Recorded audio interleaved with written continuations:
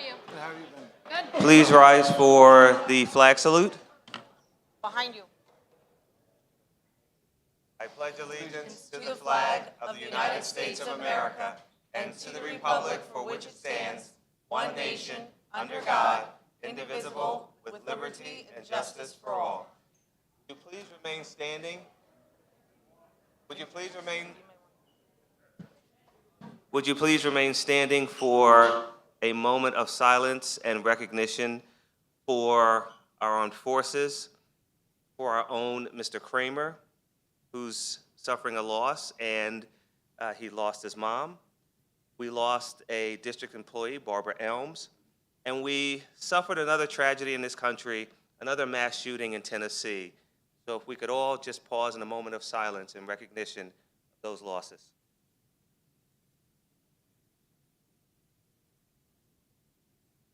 Thank you.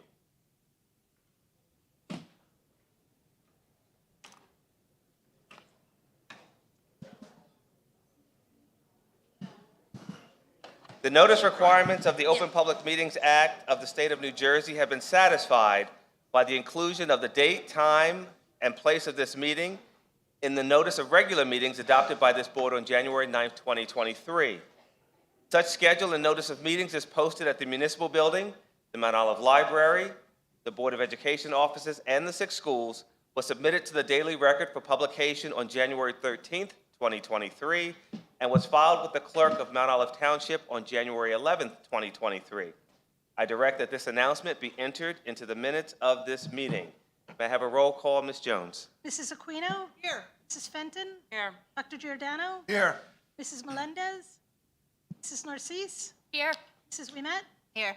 Mr. Strelacci? Here. Dyer? Here. Dr. Gales? Here. Narcisse, would you kindly approve the minutes from March 13th? Sure. At the recommendation of the acting superintendent, I'd like to move agenda items 2.1 through 2.3. Second. Any questions or comments from the board? Seeing none, roll call, please. Mrs. Aquino? Yes. Mrs. Fenton? Yes. Dr. Giordano? Yes. Mrs. Narcisse? Yes. Mrs. Ouimet? Yes. Mr. Strelacci? Yes on 2-1, and no, abstain on 2-2 and 2-3. Mr. Zire? Yes. Dr. Gales? Yes.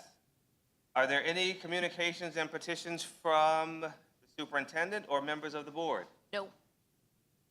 None from the board? Okay, moving along to reports and discussions. Are our student liaisons here? Great. We are moving on to superintendent's report. She's here. Oh, I'm sorry. Do we have a microphone? On the podium. Okay, on the podium. Submarine can come up right here.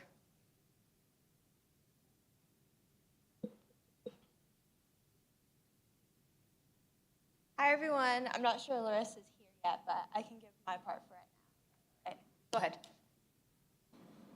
To start, the year is quickly flying by. The 3rd marking period will be coming to a close shortly, just next week. Last week as well, the SATs were hosted at our school on Wednesday. Speaking of moving quickly, spring sports have kicked off and are underway, so make sure to keep up with those for the season ahead. We're looking for some great accomplishments with these big teams. In other news for sports, on March 10th, an informational meeting was hosted by Coach Heeman and Danella. The meeting consisted of an informational session for NCAA sports with a panel of past staff members and students. Panel members included Mr. Z, Annalise Smith, Chris Grillo, and Liam Anderson. This month was also a big month for the robotics team, who hosted the first Mid-Atlantic competition. Team 11 placed 2nd, and the Beta team placed 5th. They're looking to potentially participate in Lehigh coming up, so big good luck to them on their future endeavors. Recently, also on March 15th, was the International Extravaganza hosted by the International Club. It was an amazing time for everyone who came out and attended. In addition to the wonderful informational booths celebrating different countries, there was amazing food, entertainment, and activities, as well as a great henna artist. Recently as well, the annual Best Buddies and Unified Week of Inclusion was held in the last weeks. with a variety of fun activities. The faculty basketball game was held, which is always great and enjoyed by students. Upcoming this week as well on Friday, the Gender Equality Advocates Club will be hosting their annual summit during lunch on Friday. A variety of clubs will be participating to celebrate Women's History Month and the achievements of women in a variety of different fields. This Saturday as well, the JROTC will be taking on a big undertaking this Saturday at the high school for their Marauders Challenge. So best of luck to them in their endeavor. Next week as well, the annual Key Club Easter egg hunt will be held on April 3rd at 5:30 p.m. As always, it will be lots of fun with a variety of activities, candy, and a big egg hunt. The event is open to the community's children, so be sure to mark your calendars for that and come on out for that, as it'll be lots of fun. I'll just give Larissa a second, and then she's got the rest. Thank you so much. Just in time. Your time, Larissa, you're good. Good timing. Thank you. My turn? Yeah. Well, first of all, hi. Sorry I'm late, the weather isn't great. All right, so as we know, this year is quickly beginning to wind down, especially for my fellow seniors. Today we had a senior class meeting about scholarships and prom. All scholarship information is posted on both the guidance website and on the Class of 2023 Google Classroom. Our class officers are in the middle of planning graduation and prom. Prom will be on May 25th at the Meadowood in Randolph. Bids go on sale April 21st and will be sold that day, April 24th, 25th, and 26th in the pack. All prom attendees, regardless of grade or school, must fill out a prom contract. All of that information can be found on the Class of 2023 Google Classroom. We also have a job shadow informational meeting coming up on March 29th. That can be found in all students' MOTSD account email and will be open to freshmen, sophomores, juniors, and seniors. The actual program will be taking place on the week of May 8th, and anybody interested can sign up until April 5th. Next, it comes to my personal favorite topic, not that I'm biased at all, the music department. On Wednesday, March 24th, our band department competed at the NJSMA Region 1 Concert Band Festival.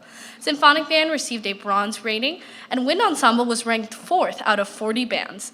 They received a gold rating, as well as the award for Best Brass Section and an Outstanding Soloist Award for senior trumpet member Alvaro Caravaca.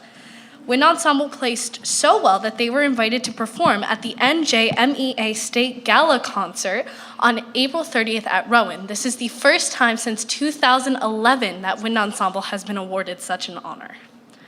Our Music Honor Society, Triumph, has been celebrating Music in Our Schools Month with a variety of activities, which will be concluding this Thursday with Teachers Karaoke. If any of you here are in the high school staff, I encourage you to sign up because as it was last year, it is such a fun time. And of course, we couldn't not mention the amazing production of Mamma Mia that happened this past week. As the assistant director, I cannot say how proud I am of our cast, our crew, and our pit for putting on such an amazing show. Miss Bosch, Mr. Vanzini, Miss Hannon, Miss Francillo, and Tyler, right over there, are the people who made this possible and let us shine on the stage the way that we did. It was such a fun time, and we actually almost broke records on Friday night. We did break the pre-sale record for tickets, and it was one of the most packed auditoriums that I have personally ever seen. Saturday, we got to recognize our drama club seniors. They received gifts from different juniors, flowers on stage, and took one last senior bow. I saw many of you there, and I'm so glad for it. So that's pretty much all from us. It's been an amazing year, and we can't wait to see what the rest of it brings. Thanks. Thank you.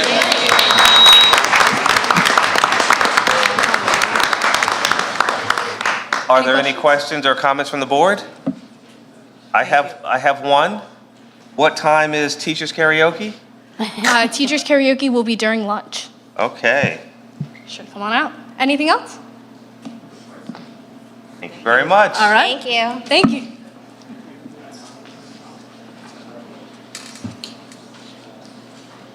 So at this time, we have our superintendent's report, and I am going to turn it over to our athletic director. Where is she? Oh, there she is. Miss Colleen Souffle, everyone. Thank you. Oh, thank you. Excellent. So I wanted to take this opportunity tonight to honor some of our greatest accomplishments of the fall and the winter seasons. I wanted to first thank you, the Board of Education, for your continued support. I wanted to thank our parents, our players, our coaches, and our community. I like to do a little state of affairs at the beginning of it, I think, because I think it gives a visual to some of the things that athletics does. Our fall and winter seasons, we see over 700 athletes. Okay. Our athletic department organizes for the fall and the winter. We organize over 1,100 events. That comes down to about 42 a week, home and away activities. It is Athletic Training Month. I'm not sure if you guys have stopped in to see Mrs. Labasco or Mr. Conroy, but they are athletic trainers, and it is National Athletic Training Month. And just to give you an idea of their work rate, in the fall alone, they saw 1,362 athletes either rehabbing or treating. And in the winter, they saw 1,307 athletes. So they've been doing a tremendous job, and I wanted to give them kudos and a congratulations for their tireless work and their efforts keeping our athletes healthy and happy. So thank you to Ms. Conroy, Mr. Bosco.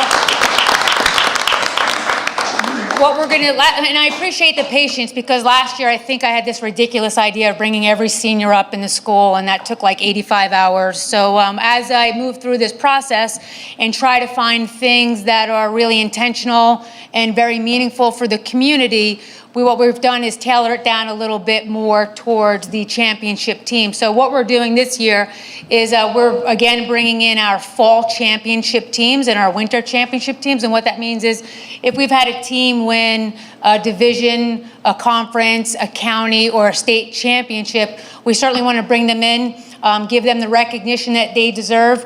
I for one, recognize, and I know that as athletes, we often get, we get overlooked in the way that the tireless hours that we put on and into our seasons. And, if we're going to be good, then we're just going to comply with the things that we need. But if we're going to be great, and we are, then we need to consistently go above and beyond. And part of that is having great coaches. We are lucky enough tonight that we are going to honor 2 Coach of the Years. In a school district, if you get one in a year, that's a pretty awesome year. But in our 2 seasons, we have 2 Coaches of the Year, and I'm really, really proud of them. And I'm going to bring them up and introduce you to them. Our first coach is Coach Becky Neidhart.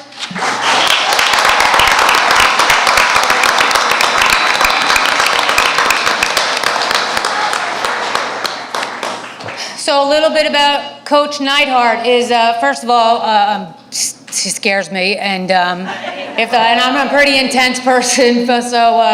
And the reason for that is she is probably one of the greatest advocates for sport, and her sport just happens to be gymnastics. So what we may or may not know about Coach Neidhart is she's actually a Mount Olive graduate. And when she was a student at Mount Olive, they didn't have gymnastics. So when gymnastics came about, she jumped on the opportunity to make it a program that had meaning and brought value to our community. One of the things that I know in interacting and spending time with her is, she, as much as she's a proud recipient of Coach of the Year, I know that really where her heart is in the development of a place, in a space where our female gymnasts have a home where they can showcase themselves, develop their skills, and be a part of the community. So if I know her, and I think I do, I know that that is probably one of the greatest achievements that she has.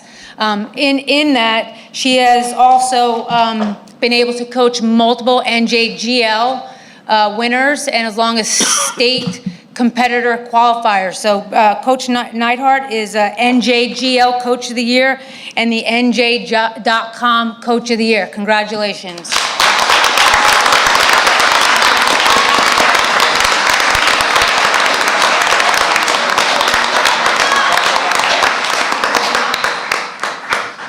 We did not get our lunch. Okay, moving on. We're in a moratorium. I've got to go. Our next Coach of the Year is somebody who is also equally as persistent and a staunch advocate for his program. Somebody that I've had the honor and the privilege of working with on a daily basis, if not hourly basis, as he's consistently coming into my office, asking and demanding, which I love and I appreciate so much about him. Coach Sean Smythe, come on up.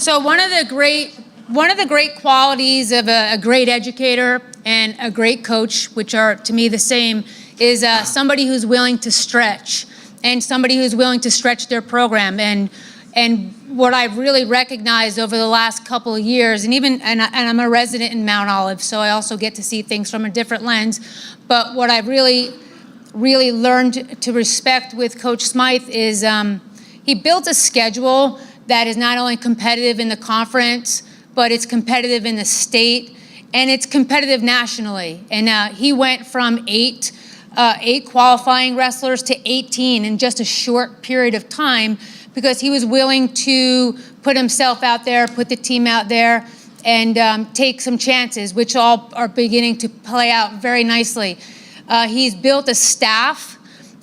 Another great quality of a great coach or educator is that you surround yourself with people who are, I'm not saying they are better, but what you do is that you do surround yourself with people who are going to add value, right? So you leave your ego at the door and you bring in people who are going to accelerate your program and put a full commitment. And Sean has done that tremendously. I remember a couple of years ago, I had brought my son to that back wrestling room when he was 7 or 8 years old, and I walked in and I sat down, and I knew that wrestling wasn't going to be for him, and yet we've not still found what is for him, but wrestling's definitely not it.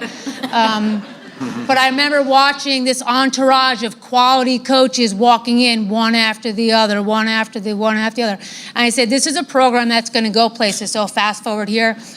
We are one of the best, we are probably the best public school in the state of New Jersey.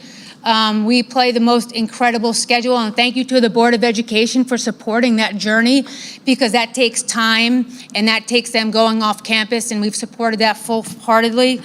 So to Coach Smythe, thank you for your persistence and your rigor, and congratulations. Last year, Coach Smythe was Region Coach of the Year, and they do say that you're only as good as your last, but this year he is District Coach of the Year, so congratulations, Coach Smythe.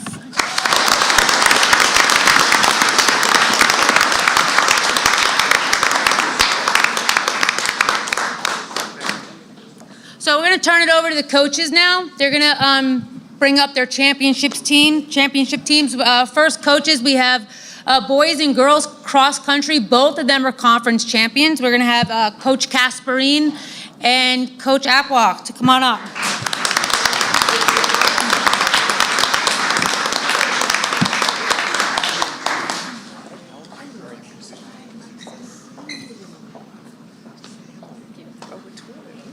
Yeah, look at that. You guys planned this.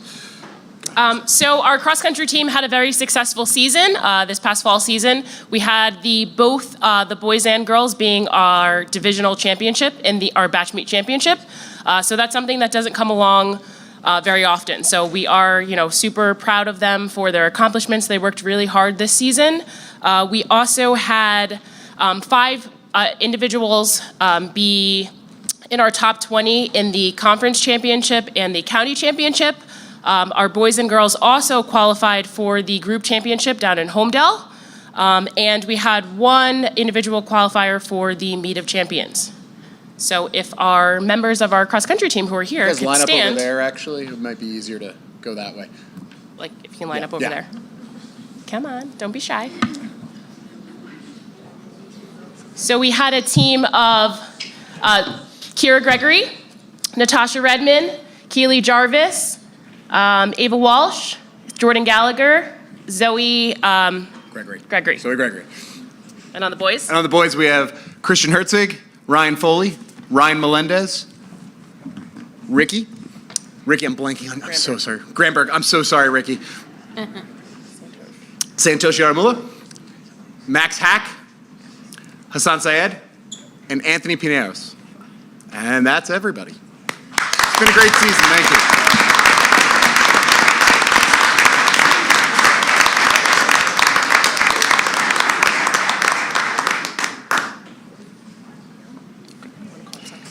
Up next, we're going to have our girls soccer coach, Coach Sandy Albert, come on up.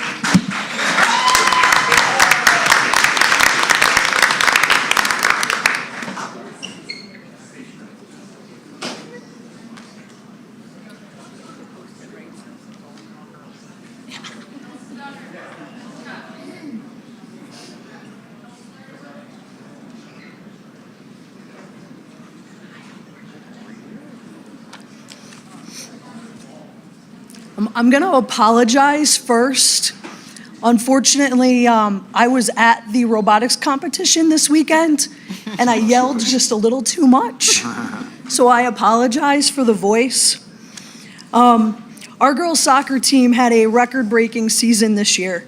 It included the longest win streak in program history, 10 games, the most wins, 14, the single-season goals scored record, 29. The single season assists recorded, 13. We also had our JV team win the inaugural JV Morris County tournament. And we topped it off with winning the NJAC National Division Championship. The future is very bright for this program. Like I said, our JV program just won the inaugural Morris County tournament. So even though we are losing 11 seniors, we are moving up with a great group of JV and freshman players. Some of our players who are here tonight.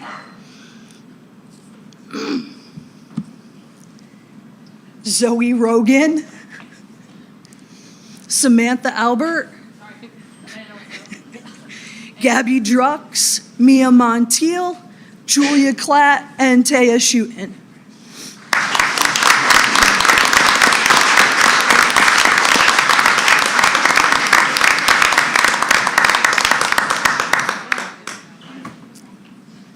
And I'm going to introduce Coach Z to talk to us about girls track.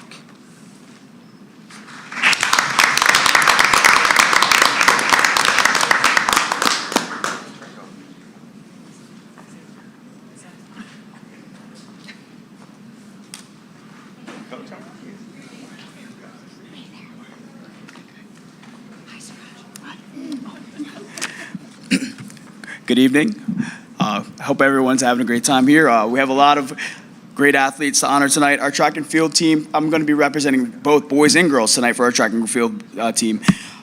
This indoor, we had a lot of high numbers. We started off between the boys and girls with 125 athletes cleared. Tonight, I have a small representation of our high-quality athletes that we have on our team. This winter, the girls were able to go to county championships and win our first county championship since the late 90s, and also take our sectional title down at Toms River and win that for the first time since 2012. Tonight, I have some of those girls here and also some individual accomplishments I'll be talking about as well. So if I can have the girls come up tonight, and I'll talk about you as a team.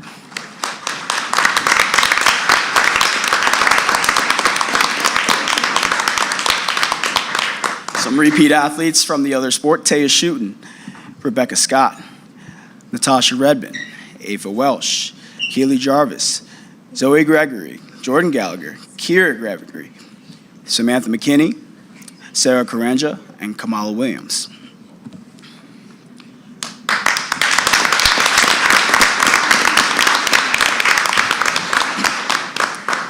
As I keep them up here, I'd like to acknowledge an individual accomplishment.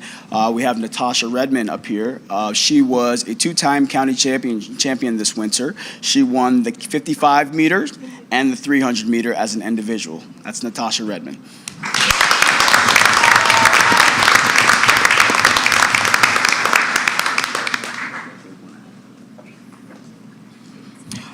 While I have the girls up here, I would also like to call our lone boy that is here representing us tonight, and that is Adley Dorastance.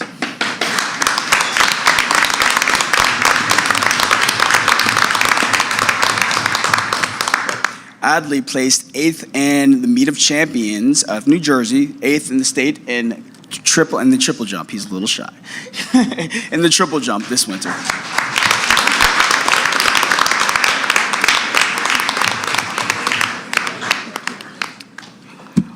Similar to Coach Albert, we have a very young program. A lot of these athletes here are juniors or under. There we have a few seniors representing as well, but our freshman boys placed 2nd in the county championships, and our sophomore girls also placed top 3 as well. So our future is bright as well. Our numbers are coming back to where they used to be, where we have 142 kids out this spring right now. So we look to continue along with carryover from the cross country, indoor and outdoor season to continue what our success that we have in our track and field and cross country program.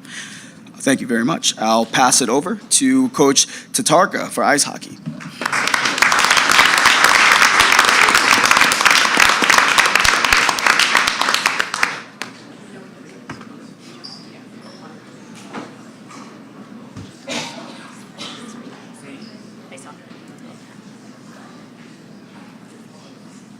Oh, we're coming up with hardware. Wow. You got the goods. The goods are there. How's everybody doing tonight? I just want to first start off by congratulating the other fall and winter sports on their respective championships. We understand the amount of time and effort and dedication it takes from both the coaches, the parents, and the athletes, of course, to be able to win a championship. So congratulations to all of you.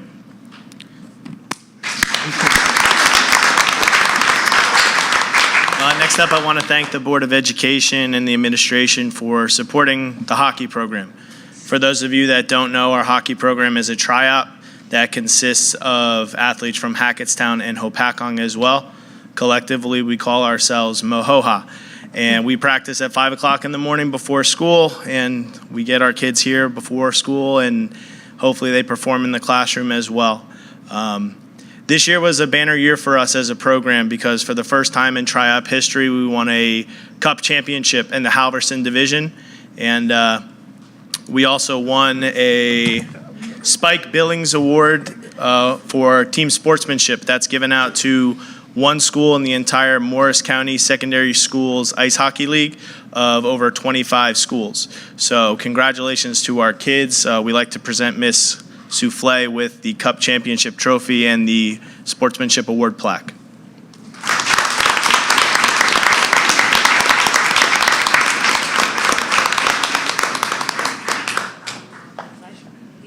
Everything you do.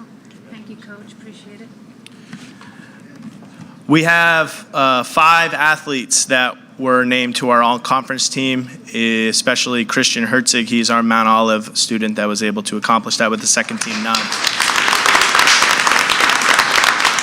I'd like our players to please stand up to be recognized, please.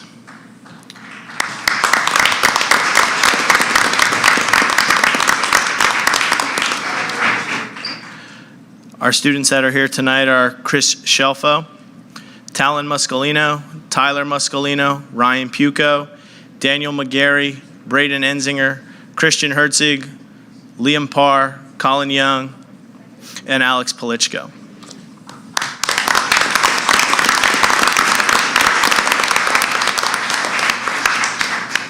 Now we'd like to call up Coach Neidhart and Coach Hamilton for gymnastics.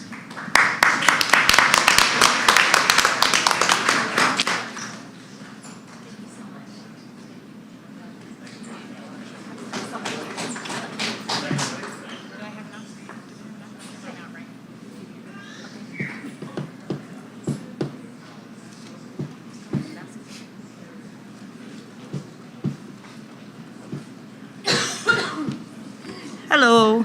It feels like just a few months ago, we stood up here and we were preaching that we knew that the ability and the talent that we had of this program was going to be successful and how the importance of equipment was needed to happen in Mount Olive. And here I am proudly standing here saying we had our first undefeated gymnastics season, 10-0. We also were league championships, which is the second time this happened since our program has started 6 years ago. And for the first time ever, we were the North 1 section champions and qualified for the state team qualifying championship.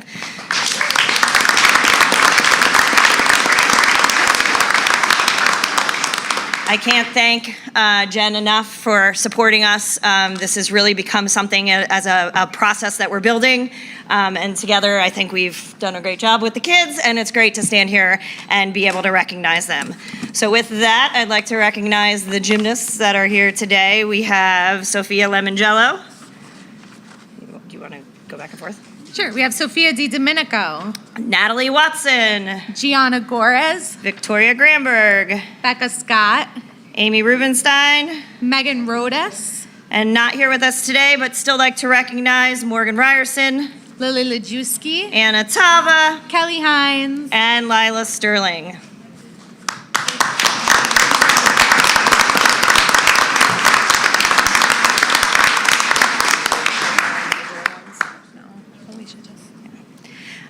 With that, I'd like to also stand out some of the individual recognition that we had this season. To start, we have Megan Rodas, who is NJGL first team all-around in the league championships. She placed first on vault and third place on floor and third place all-around. And she also was an individual all-around state qualifier. Megan Rodas. Rubenstein was NJGL first team all-around. League championship, she placed second on balance beam. She was first place all-around, and she was an individual bars state qualifier. Not with us today, we have Morgan Ryerson, who was NJGL first team vault.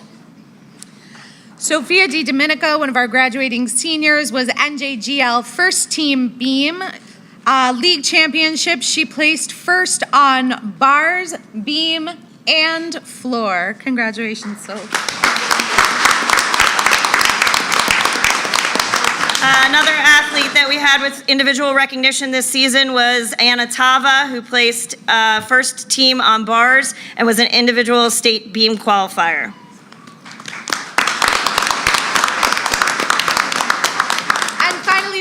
Natalie Watson, who was an NJGL second team on bars, league championship second place on bars. So congratulations, Nat.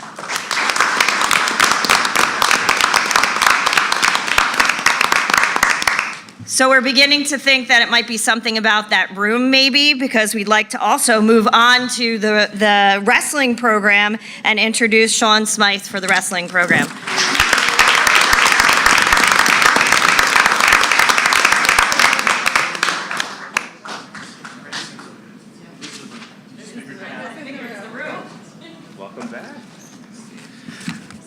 It's definitely the room, guys. I'm telling you, it's definitely the room. I'd like to speak on behalf of the wrestling team tonight, but first I'd like to thank the Board of Education. For us to get to where we've been over the last few years, we had to take a lot of overnight crazy trips, and that comes from approval from our Board of Education and our continued support. So we're able to showcase our kids and our program with the best in the state, and we recently went out to Escape the Rock last 2 years in a row, and that's a nationally ranked tournament where kids all over the country are there, Division I coaches, and it definitely helps some of our kids. We got 2 wrestlers here graduating, one going to Princeton, one going to Virginia Tech, and that was definitely a big... It's trips like that which definitely put our kids out there and get eyes on for these guys. So to the Board of Education, thank you for your support, and I'd like to call up our guys. Actually, before that, let me talk about the team. This year, we were back-to-back state section champs. Can't forget about that, right, guys? That's pretty awesome. We finished second at the Morris County tournament, only behind Del Barton, who's like number 4 in the country right now, but it was a great job by our guys. We won another district team title this year, and we sent 7 wrestlers to the state tournament, having 3 of them place. I mean, it was just a great year for our guys. I'm super proud of them. I'm glad they're here tonight and be recognized by the Board of Education. So if I can call you guys, come on, walk on up here. I don't know how this is going to work. Huh? Look at Jack. Guys, walk this way. Stand up. Come on. We can go run. I know you guys like that. All right. One of them's definitely going to Princeton. I swear. Promise. All right. I'd like to introduce them one at a time. Let's go right down the row. Guys, kind of line up. Okay. Freshman, Nico Gonzalez. Senior, Jack Bastorica. Tyler Venus. Anthony Muscatello. Tyler Higginson. Zach Kovich. Brandon Barrs. Who's in line there? Who's next? Anthony Piemonte. Mateo Eagleson. Robert Hubbard. Who's next? Matthias. Nico Orzillo. Jack Bacigalupo. Ben Zwick. Who's that? Cole? Cole Voigt. And Jonah Decker. And who's at the very end? Oh, we got Lily.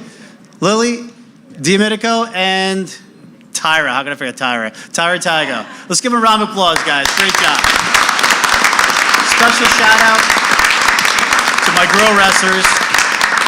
We're really trying to jumpstart that program, and our numbers have jumped up. We're up about 5-6 girl wrestlers this year, and I know that we have some more girl wrestlers coming up, so we're really trying to grow that program. And through the continued support of the board, I'm sure that we'll get the girls wrestling on the map on par with the boys, but it's going to take some time. So I'm really looking forward to that. I also have some special awards over here as well. Some wrestlers I like to recognize for an unbelievable season and contributors. Joe, can you hold that? All right. And, okay, freshmen this year jumped into our lineup, did a great job. Major reason why we were very successful this year. Came out and won a Morris County championship. That's Anthony Piemonte. Come here, Anthony. Mr. President, Superintendent, that would be great. All right, who we got here? Okay, another freshman in our lineup. This is great, calling out freshmen in your lineup. In recognition, again, 190-pounder who's probably 10 pounds underweight, did a great job for us this year in the upper weights. He came out as a district champ this year and was literally like a match away from going to the state tournament. That's Nico Gonzalez.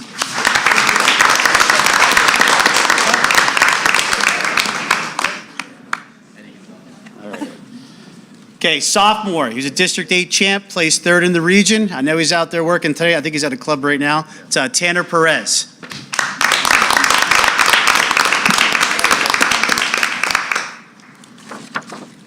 Okay, junior District 8 champion, one of our most established wrestlers here. He was a region champ this year. He had a bit of an injury, but he came back strong, had a very difficult weight class, and I know he's going to get back up on that podium next year, but I'm super excited for him. That's Tyler Higginson.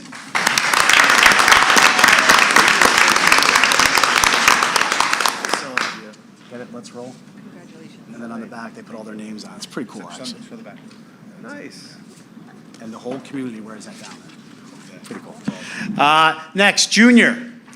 He thinks he's a golfer, but he's really one of our best wrestlers ever. He's a District 8 champ. District 8 champ. He took second in the region this year, and then he went down to the state tournament this year. Probably the toughest weight class at the state tournament, I feel. I mean, it was a brutal weight class, but did a great job. Took seventh in the state this year. We're really looking forward to his senior year. That's Tyler Venus.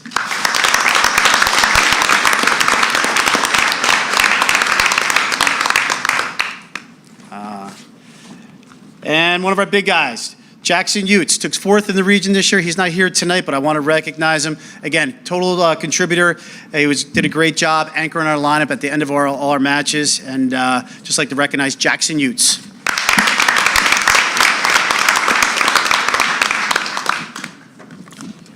Jeez, here we go. All right, senior, going to Princeton. I mean, this guy's rewritten the record book here at Mount Olive High School, and I just got to give a shout out of all his accomplishments, and he's going to hear them all at the banquet as well. He has over 100 career wins. He has the most records all time in Mount Olive High School. Okay, he was a District 8 champion this year. He took second in the region this year, okay, and seventh in the tournament this year. He also took second at Escape the Rock, which was out in Pennsylvania, the tournament I was talking about before, and that is one heck of an accomplishment, and that's what got eyes on him from Princeton, and he's going to do great things next year representing Mount Olive High School at Princeton University. It's Anthony Muscatello.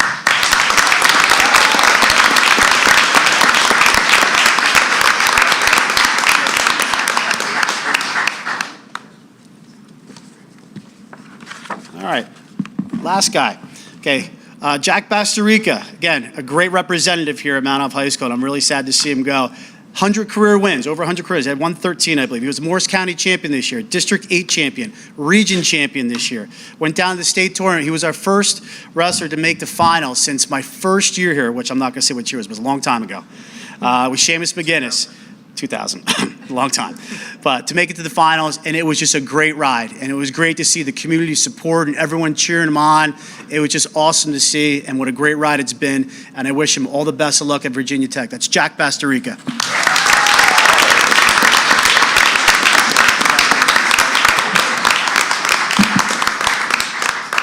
Okay, I'd like to close out the comments again. Thank you to the community for the support. Okay, I do see a lot of people who don't have kids in my program come watch our meets, and I see you people, and I appreciate it, and thanks for coming out and supporting us.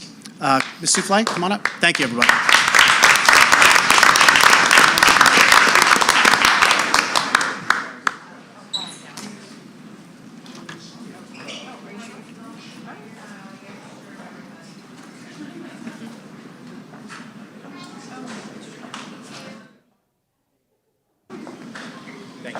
Thank you.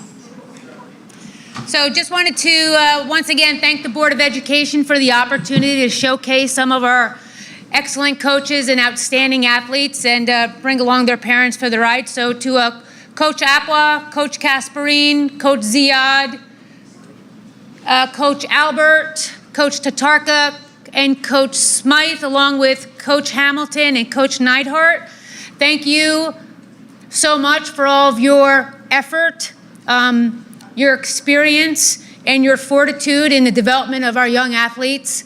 Thank you to our community, and looking forward to a tremendous spring season. Enjoy the warm weather as it breaks, and we'll see you back here in June. Thank you so much.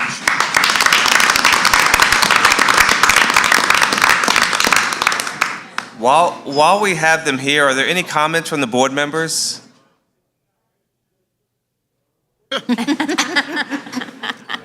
Usually we give board comments at the end and we congratulate all of our scholar athletes. But if any board members want to go now, we can do it now before they go? That's okay. All right. Congratulations. Congratulations.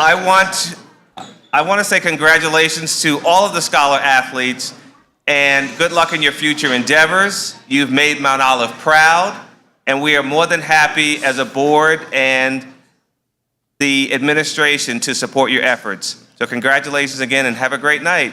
And on that note, I will ask for a motion to go into a 5-minute recess. So moved. All in favor? Yes. Any opposed? We are now in a 5-minute recess.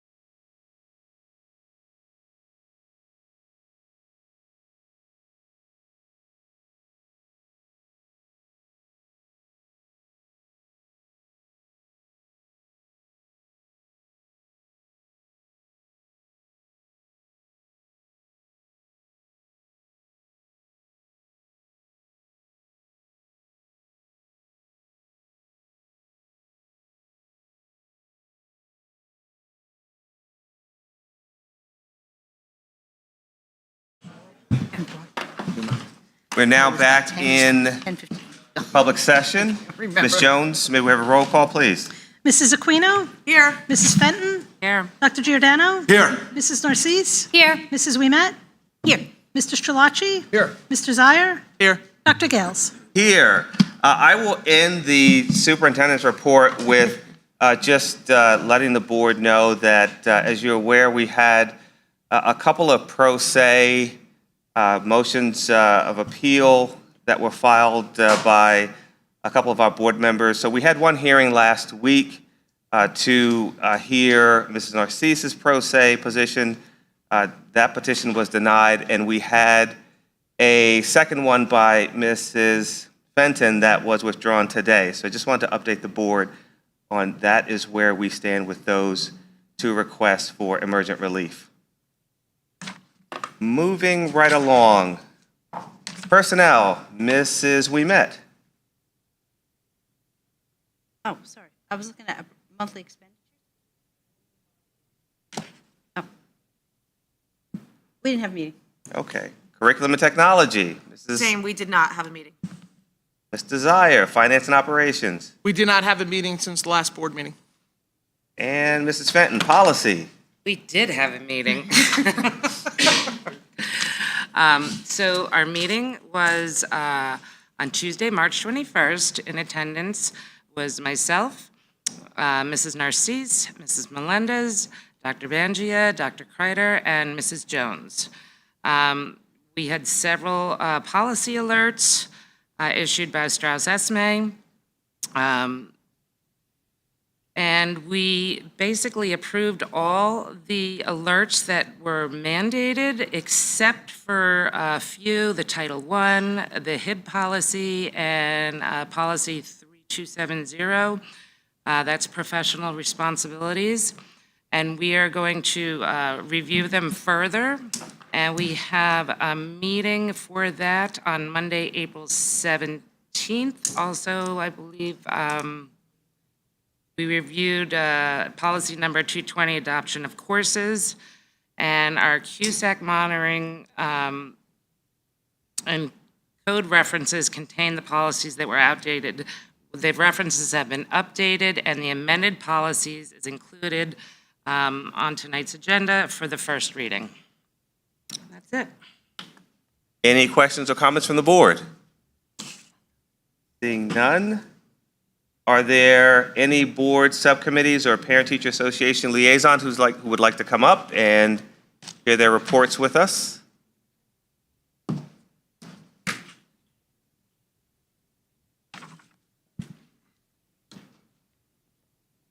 Hello, Tara Kovac, Tins Road PTO. Last week, we had our One School, One Book STEAM Night that was organized by Mrs. Capone and her fabulous group of volunteers. The book, Geronimo Stilton, is about a mouse named Geronimo living his best life, going on fabulous adventures and learning important life lessons along the way. Students and families were invited to make a maze, build a trap, or create a sculpture that correlated with our book. Those projects were brought into STEAM Night and were on display for everyone to see. The night started with teachers reading aloud to the students and families, and then we moved into the gym to check out all the amazing creations. Toy mice were guided through the mazes using magnets. Our electronic mice tested the traps, and then the stars of the night, our real-life mousecots, Geronimo and Trap, had a chance to test out some of the homemade mazes. None of them escaped, nor were they harmed.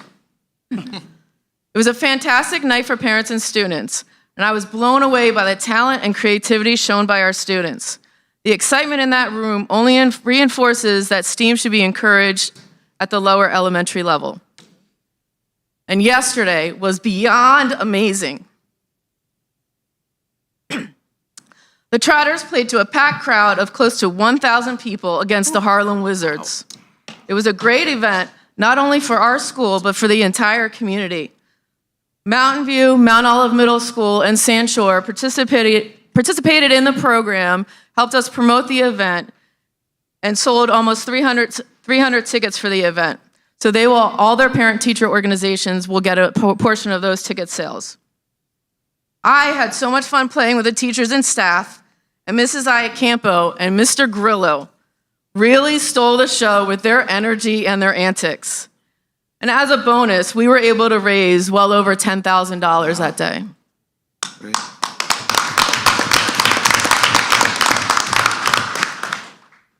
Thank you to the Kiwanis Club for selling concessions. I'm sure they raised a lot of money for their great organization as well. Thank you to the teachers and staff that played, including Dr. Bangia, but also those that volunteered during the event. We appreciate them spending their weekend with us. Thank you to all the parent volunteers, especially those ladies in the souvenir booth. That was the most dangerous and stressful job ever. For those that didn't see the game, they were at the end of the court, and they had the Wizards flying and dunking in their face all day. It was insane. Thank you to all the parents and students and community members in attendance. Your energy was amazing, and I love seeing all the smiles and hearing all the laughter.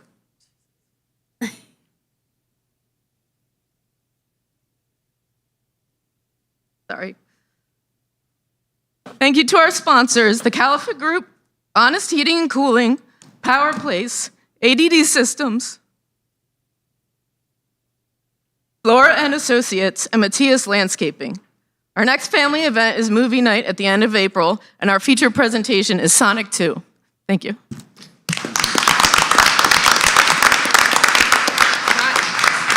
I say something? Oh. No, I'll get it. O'Neill for CPEG, and the Wizards game was great. It was fabulous. It was such a fun time.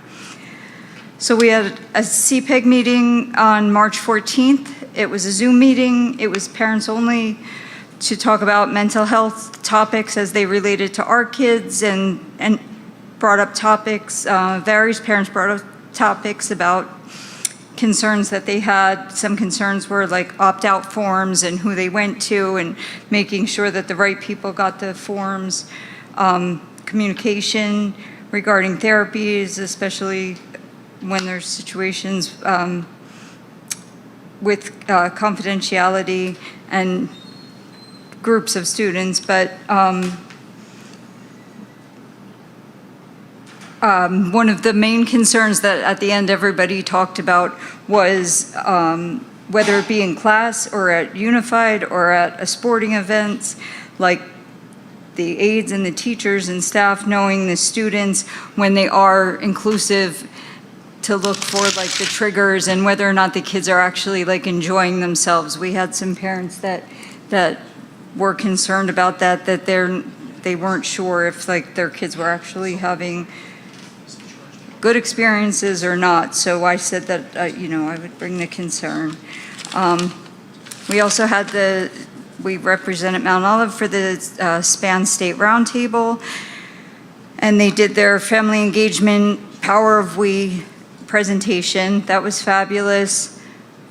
They followed that with a presentation on the mental health crisis, some new bills that have been passed or that are up to be voted on, and I can include all that on our Twitter page. And they had, because it's all relevant, I was looking and seeing with the policies and stuff, the excused medical health days, behavior days, grief instruction as part of the learning standards. And so that was a very informative meeting. And I have to say always when we represent Mount Olive that we're always humbled, because it's always stuff that we're already talking about. And so I love that, we come to the table and we know what's going on, and we can offer what we've done or what we've tried, and we're right in, we're ahead of everyone else usually, and know what everyone's talking about because we're doing it and we're trying it. I had SEAC, which is the special education, the State Special Education Advisory Committee. Again, they had a presentation on transitioning and mental health, and the impact of transitioning and mental health issues with our kids. I sent all the slides to Sharon and gave her an update on what happened at the meeting. And There'll be an in-person meeting for the first time since COVID in June, where the 5 subcommittees for SEAC will give an overall presentation from the entire year. So as far as I know, I think me and Sharon are going in person, I hope. We also attended an assistive tech conference. I attended, and then Dr. Kreider attended with a middle school teacher. And it was innovation in special ed technology, and it was fabulous. A couple of the presenters are local, so they had a big interest in that we were from Mount Olive because they're from around here, and we learned a lot of things that Rebecca will bring, I'm sure, back to everybody. The biggest thing for parents was the end speaker, Mike Morato from the Disability Rights of New Jersey, and it was just absolutely amazing. It's all done, written out in the slideshow of how to roll it in, what can be used, how to evaluate students, how to incorporate it into an IEP. So it was great to go, very informative, and I had a great time. But like I said, coming from Mount Olive, it was like, we've been doing a lot of the things, and we do have a lot of the technology, and we have the ability for it. So it was great to just go and see what's next, what's the next step, how we can improve, how we can try out some more things and level the playing field for our kids. They had some really cool art stuff. Of course, all the talk about ChatGPT and how, you're not cheating at life if you use GPS. You're not cheating at life if you use a touch screen. It's not cheating at life if you need a tool or a device or whatever it is you might need for access. So that was a big takeaway. And that's it. Thank you.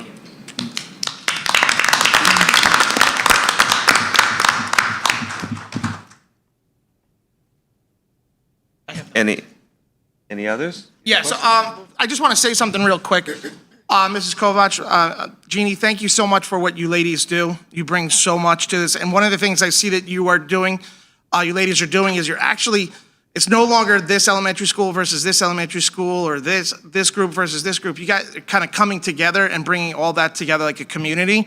I know you were working with the mental health with the high school, and you were trying to get that together. And Mrs. Kovac, you just spoke about the other elementary schools advertising it, making this huge event, and everybody getting a piece of that pie. So that's absolutely fantastic. Thank you, ladies, so much for what you're doing, especially for coming here and speaking in front of us. I'm not a great speaker, so I understand.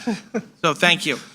The Mount Olive High School PTO did meet. I don't see Mrs. Shortino here, but she does an awesome job as well, and she brought a lot to the table.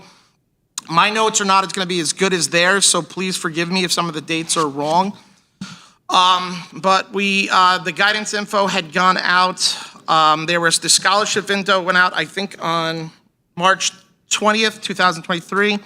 And students should really start taking advantage, getting on, looking to get any money you possibly can for colleges. I went out to the seniors. The senior sign sale, a link was sent out on March 21st. Signs are approximately $26. I think there's going to be another round on April 17th, but please make sure that you purchase those in a timely fashion. Brianna and Sia came. They spoke about a lot of the things the other student liaison spoke about, so I'm not going to go into that as well. I don't remember if they had mentioned the community awareness health will be at 6:30 on April 4th, so that's something people should go to. It's they give what you may have. I like to go and then walk around feeling my shoulder and go, I think I have that, or I think I have this. So it raises awareness. What else? DECA and FBLA both went down to the States, Atlantic City, and one FBLA made the nationals, if I'm not mistaken. So great job by them. National Honor Society induction will be on March 28th. Tomorrow. Yes, Yep. March 28th. And then the National English Honor Society will have a poetry reading on April 27th. Mr. Stansberry came, gave a state of the high school. talked about the ROTC, how they helped to set up and clean up all the time. I want to give a thanks to them. The Rock and Roll Academy did another concert. There was several Rising Freshman open houses. All right. We talked about some of the sports, the district science fair. And then Tim Schumacher is going to be coming, talking about vaping, addressing it. I think Mrs. Narcisse had talked about that last meeting. A lot of this stuff is stuff that has come through. Mate will be having be competing at Villanova in April. Then Dr. Feldman came and talked about mental health assistance with Mrs. Goodka. Is that correct? Goodka. It's Goodka. All right, they kind of they talked about the links that you can find under guidance. Those links are not always, they're not an exhaustive list, so they're just kind of a summary. So the best thing for any student to do is to contact their counselor, and then they can kind of gear a program that is needed for them. These are also links for our community to utilize as well. So if you are in or feel that you might be in crisis, you should take advantage of the links that we have on our school.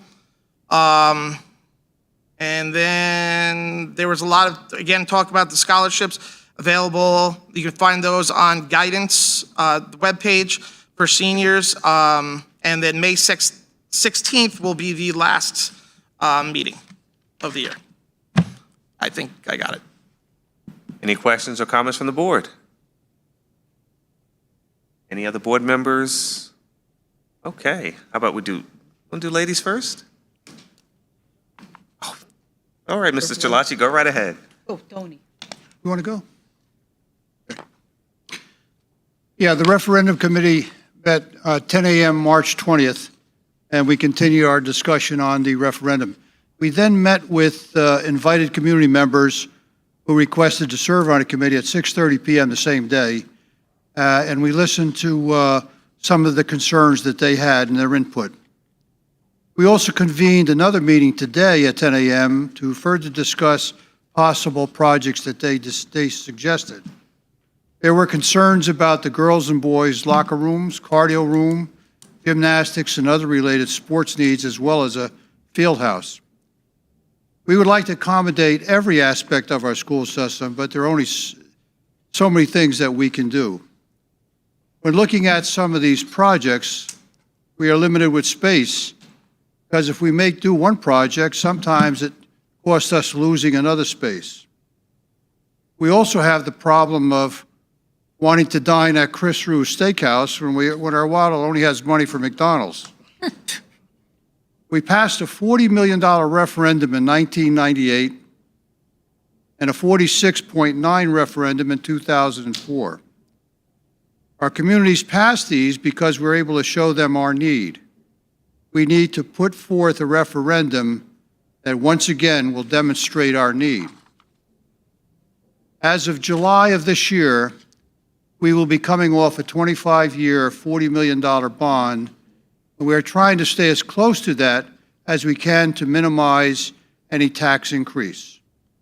The committee will meet again next Tuesday at 1 p.m., and we will be re-inviting the community members who attended the last meeting for Monday, April 17th at 7 p.m. to continue the discussion.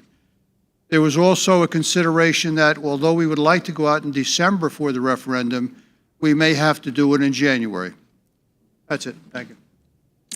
Any questions or comments from the board? Okay, Mrs. Ouimet, you're up. On March 22nd, Dr. Giordano, myself, Mrs. Aquino, and our other council met with EMO.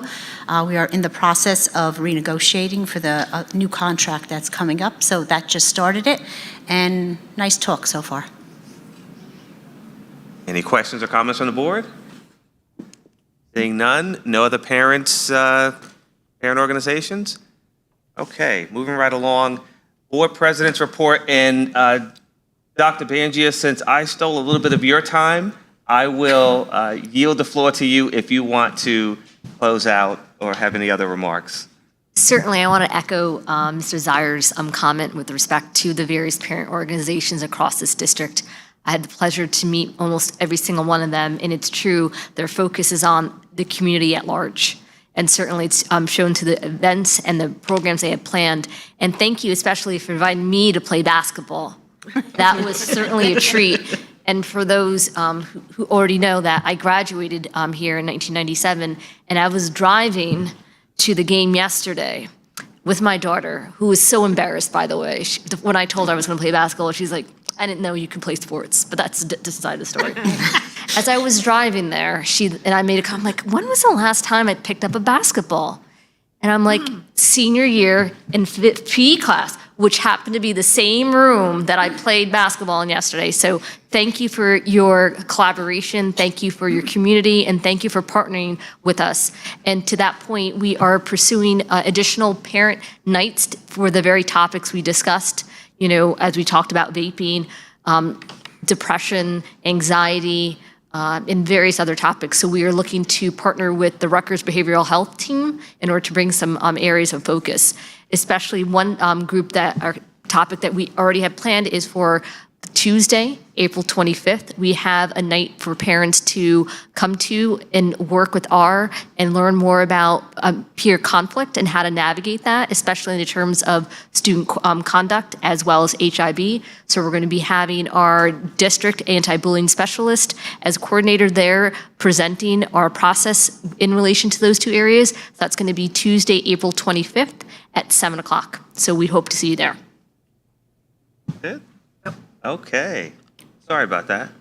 No, it's all good. Public comments.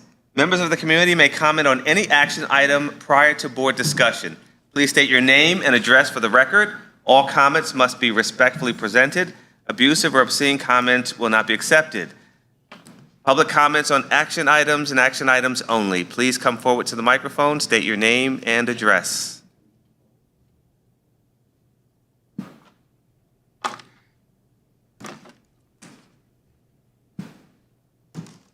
Martin Wellsmuller, 25 Woodcrest Avenue, Bud Lake, New Jersey. Originally, I wasn't going to talk on this topic because someone else was, but I figured I'd rather address it for someone else from out of town. So on the agenda that I check regularly, you originally had it on Friday that you were hiring a PR firm. Today, you changed that terminology because I brought to some other people's attention that legally you can't do that. And what you have in the minutes, action item 9.4 violates a lot of codes out there. So I'm going to ask the board to table this for tonight to make sure that you're compliant with the state. And I can send you the legal documents of what's wrong with it. But I think right now, if you approve this the way it is, you'll be in violation of some of the rules of working with PR firms, trying to solicit votes for things. It's just not done right. And like I said, I think that it's in the best interest of the board to table that to next month's meeting, just to protect the board so you don't do a violation like other towns have. And I have the proof and all that stuff that shows it. And I think it's just prudent to do that. I am for the referendum in general. I think we should go bigger versus smaller, personally. But as the way this is written right now, I think you'd be in violation, and I would strongly encourage you to table it until next month, or to next meeting. All right? And I can get Dr. Banger or anyone else on the board the documentation to show this, just to make sure that you stay compliant. If you actually can do, there's a legal do's and don'ts put out by the since I can't use the Wi-Fi here in the building for some damn reason, it's from the NJSBA, and hiring a PR firm, which is written in your documents, is illegal. Okay? Having promotional items, that's also in this document, it's also illegal. You can't give away promo things to get votes. So that's why I'm asking you to please table this until next month or to the next meeting, so you make sure that you can do it where it's actually compliant with the laws. That's all. Any questions for me? All right.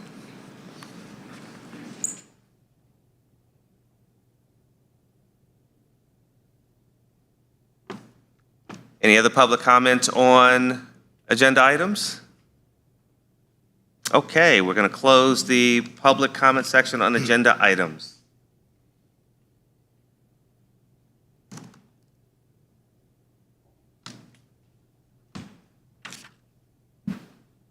Mrs. Fenton, would you mind moving the monthly expenditures report, please?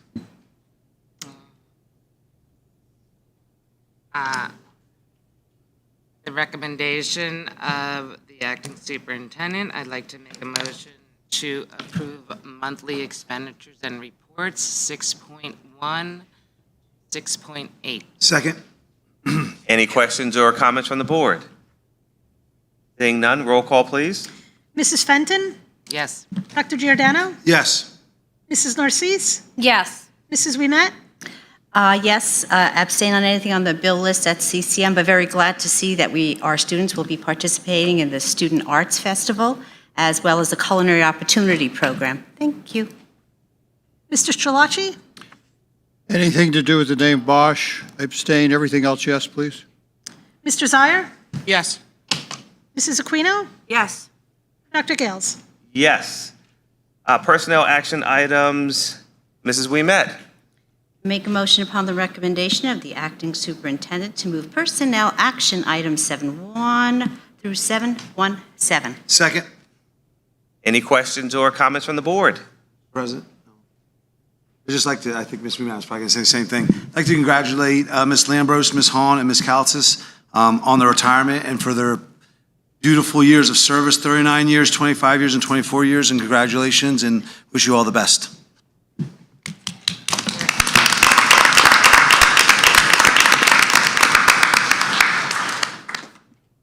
Very nicely said. Mrs. Ouimet. Yes, I added it up. It's 88 years for our retirees. This says a lot for the dedication of our employees, such as Victoria Lambros, 39 years, Mountain View, and the district thanks her for all that she did for Mount Olive students. Michelle Kaltzis, 24 years as a transportation driver. Thank you for always caring and picking up and delivering our students safely. Betty Hahn, 25 years. Just some adjectives that describe you: tough, independent, fiery, and spirited. You always supported the board and the district. You were never hesitant to say your opinion. From my heart, I personally want to thank you. Enjoy the new adventures that await you as you RV across the country. Also, to all our other retirees, on to new adventures that await you. Hope you have a lot. Yes, over here.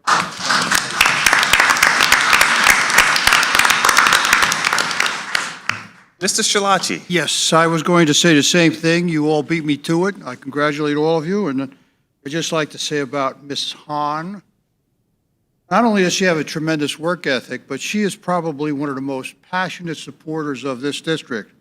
So I would just like to make a recommendation that you never get on her bad side because you will incur her wrath. That's it. Thank you very much.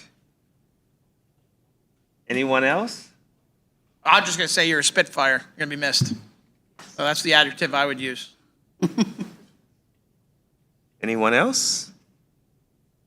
Well, I will say congratulations to the retirees, and Betty Hahn, what can I say? You've just been a tremendous supporter of the board. You've been a tremendous supporter of me. You've been just a champion for this district, for the students, and we celebrate you and congratulate you and best wishes on the next chapter. Okay, so we have a... Sorry? I don't think we voted it around. Yeah. So we have a motion and we have a second. And are we ready for the roll call? Roll call, please. Mrs. Ouimet? Yes. Mr. Strelacci? Yes. Mr. Zire? Yes. Mrs. Aquino? Yes. Mrs. Fenton? Yes. Dr. Giordano? Yes. Mrs. Narcisse? Yes. Dr. Gales? Yes. Curriculum and technology, Mrs. Aquino. Yes, I'd like to make a motion upon the recommendation of our acting superintendent, approval for action items 8.1 through 8.3. Second. Questions or comments from the board? Seeing none, roll call, please. Mrs. Aquino? Yes. Mrs. Fenton? Yes. Dr. Giordano? Yes. Mrs. Narcisse? Yes. Mrs. Ouimet? Yes, but I have a question, quick, for Dr. Banja. Are both the ROTC and the high school jazz ensemble on the approval of the field trips, they're both getting recognized? Or are they performing? One's performing, so the ensemble is performing. Okay. I'll abstain only because it says CCM, but I'm very glad to see that they're there. And yes to everything else. Mr. Strelacci? Yes. Mr. Zire? Yes. Dr. Gales? Yes. For finance and operations, I wanted to ask for a motion to table 9.4 pending further discussion with our attorney. I'll second that. Well, we need to make the motion? Oh, do you want to make the motion or you want me? I'll make a motion to table 9.4. Second. Second. Okay, we have a motion and a second. Can we get a roll call, Ms. Jones? Mr. Zire? Yes. Mrs. Aquino? Yes. Mrs. Fenton? Yes. Dr. Giordano? No. Mrs. Narcisse? Yes. Mrs. Wiemet? No. Mr. Strelacci? Yes. Dr. Gales? Yes. So now, Ms. Desire, we have finance and operations, please. Yes, so I'd like to make a motion on the recommendation of the acting superintendent to move action items 9.1 to 9.3 and 9.5 to 9.7. Second. Questions or comments from the board? Seeing none, roll call, please. Mr. Zire? Yes. Mrs. Aquino? Yes. Mrs. Fenton? Yes. Dr. Giordano? Yes. Mrs. Narcisse? Yes. Mrs. Wiemet? Yes, and nice how that $500 from Sodexo for winning the Healthy High School Challenge. Mr. Strelacci? Yes. Dr. Gales? Yes. Mrs. Fenton, administrative action items, please. I'd like to make a recommendation on the acting superintendent to move 10.1 to 10.20. Second. Questions or comments from the board? I just want to point out the 10.20, which is the amendment to the school calendar. Dr. Bangia, would you like to share that with us? Certainly. The school district allocates 5 snow days per school year. The district went to 4 days because we allocated 1 snow day for Juneteenth on June 19th already. However, we used 2 snow days, which resulted in 2 unused. Thereby, we are moving our last day of school to June 16th, which is a Friday. It is not resulting in any change of our Moms Moving Up ceremony, which is still scheduled for Wednesday, June 14th, as well as our high school graduation ceremony for June 16th. Thank you. We have a motion and a second. Roll call, please. Mrs. Fenton? Yes. Dr. Giordano? Yes. Mrs. Narcisse? Yes. Mrs. Wiemet? Yes. Mr. Strelacci? Yes. Mr. Zire? Yes. Mrs. Aquino? Yes. Dr. Gales? Yes. Public comment. Students, parents, employees, and community members may comment on any item of interest pertaining to the Mount Olive School District. Please state your name and address for the record. All comments must be respectfully presented. Abusive or obscene comments will not be accepted. We have an open mic for anything pertaining to the Mount Olive School District. Hi, everybody. Hello. Okay, Hi. Hi. Okay, well, I thank you very much for everything you said about me. Thank you very much. I don't know what you say about me behind closed doors, but it's okay. I just want to say how happy I have been working in the Mount Olive School District for the past 25 years. I've made some really good friends here, and I have learned a lot. And it's been like my second home. I also want to say that I am really proud of our board members and how they have stood up to the negative comments, badgering, and downright meanness of the few community members that do not have all the facts and have their own agenda. And I'm here to let you know that not everyone in Mount Olive feels the same way.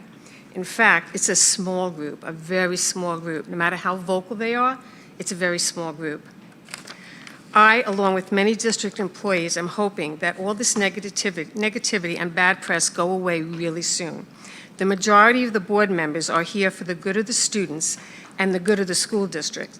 And I'm hoping you can all get back to the business of just running the district, which is what you have all been elected to do by the community. So, and I think you're doing a really good job. And my opinion counts, so there you go. Thank you. Thank you.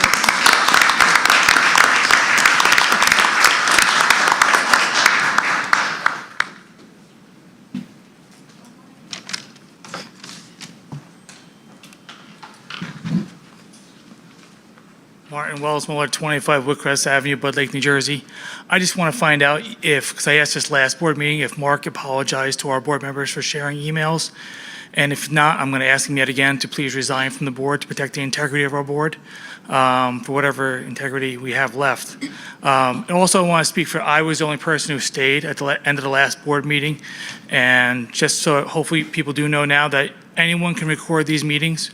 If not staff, people, it's an open public meeting, just so that it goes on the record so everyone knows that going forward. And have a great day.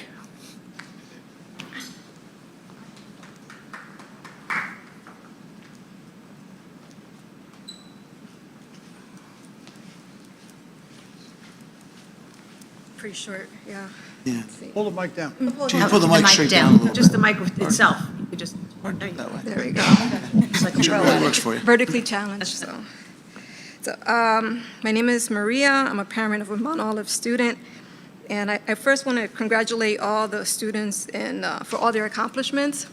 My husband and I moved here to this town for this reason. It's just to see how gracious you guys are to award and recognize all students from all different schools. So that to me was very inspirational. But today I'm actually here to bring some awareness. A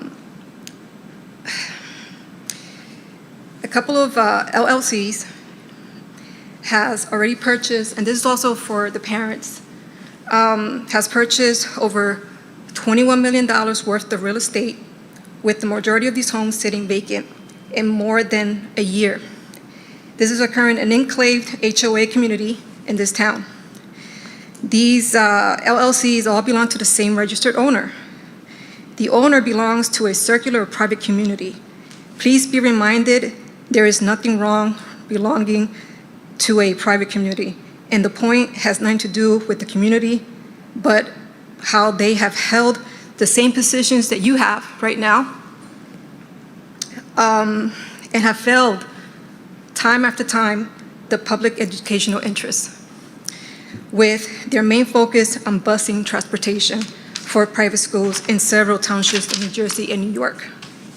Therefore, my question is, and again, this is my first time being here, I don't understand all the process for Board of Education, but what I'm asking is there, you could speak to your lawyer about adding a rule or a policy that any board member, any candidate in the future, in the very near future,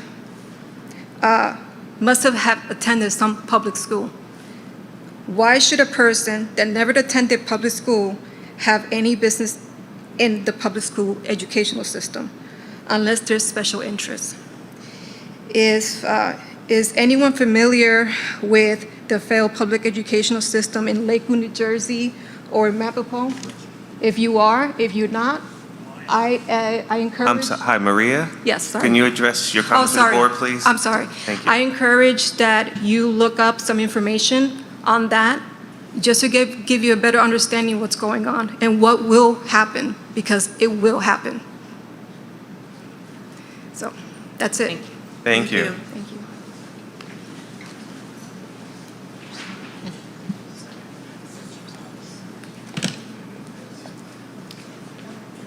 Eliza Schleifstein Randolph. I am the author of the email that Mr. Zittimer shared that I had sent to my board regarding how well you all did during COVID versus our district, that he then shared with the board president then shared with him within an hour, and then within 2 hours it was in Dr. Zawicki's personal Gmail account. According to Mr. Zittimer, he can share whatever he wants. I've spoken to a lot of lawyers. He can't. Over the weekend, I came into possession of some text messages. They are pretty unsavory. They came from Mr. Zittimer to Dr. Zawicki, and I'm going to give you guys a copy, each of them now. Do you mind handing them to Ms. Jones? Sure.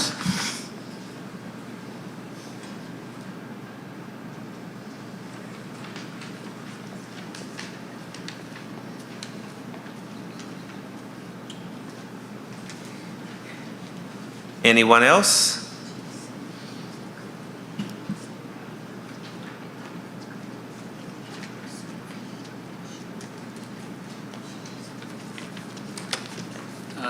Brian Gallagher, 135 Crenshaw Drive. I'm a little nervous, and this is kind of long, so just bear with me here. My comments tonight follow up on a subject mentioned to someone during the last meeting. This person was kind enough to read part of a letter addressed from Mr. Howie Weiss on behalf of the Ed Foundation to the Board of Ed that they obtained through an Open Public Records Act request, a request that I had also made. This member of the community, however, did not read the entire letter, and in my opinion, left out some key parts. Also, at one point, they misquoted wording used by Mr. Weiss in his letter. I hope to clarify these things as part of my overall statement so that Mr. Weiss's submitted words are conveyed verbatim to the board and to the public, and he doesn't feel misquoted or misrepresented. My overall point tonight is to strongly suggest that moving forward, the Board of Ed reconsider and decline any future relationships, agreements, and/or partnerships with the Ed Foundation based on how the Ed Foundation's recent efforts are negatively affecting the district's goals, and the benefits the board looks to provide the students and the taxpayers. This is based on many recent actions and comments I view as unbecoming of a charitable organization, along with the hostile tone and many troubling self-contradictions in the Ed Foundation's most recent email I referenced a minute ago.